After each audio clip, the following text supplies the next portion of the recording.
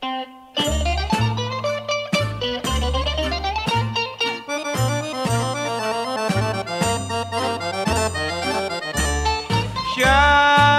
είναι η μάνα που πονά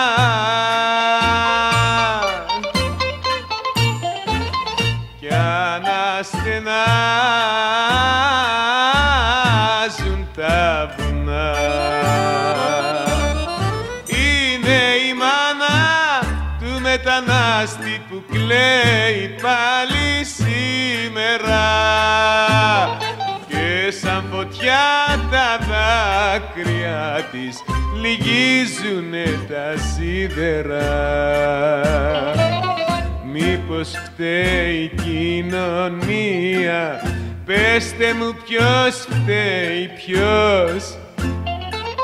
Φταίει η φτώχεια, φταίει η μοίρα ή ο κόσμος ο κακός που φύγαν παιδιά χιλιάδες και πονάνε οι μανάδες.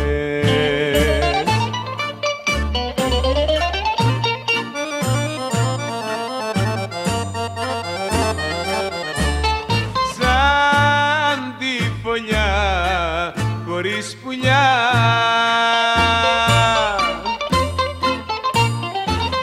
της μάνας μοιάζει αγκαλιά. Χωριά και πόλεις έχουν ρημάξει, χιλιάδες σπίτια κλείσανε. Στην Γερμανία, στην Αυστραλία τα νιάτα μας σκορπίσανε. Μήπως φταίει η κοινωνία, πέστε μου ποιος φταίει, ποιος? Φταίει η φτώχεια, φταίει η μοίρα ή ο κόσμος ο κακός που φύγαν παιδιά χιλιάδες και πονάνε οι μανάδες.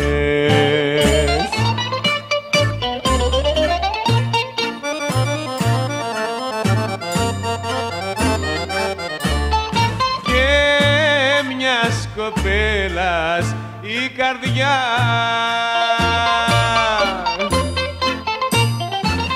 δεν βρίσκει πια παρηγοριά. Είναι η κοπέλα του μετανάστη, αυτή που τον αγάπησε. Τώρα κλαμμένη τον περιμένει, τον όρκο της δεν πάτησε.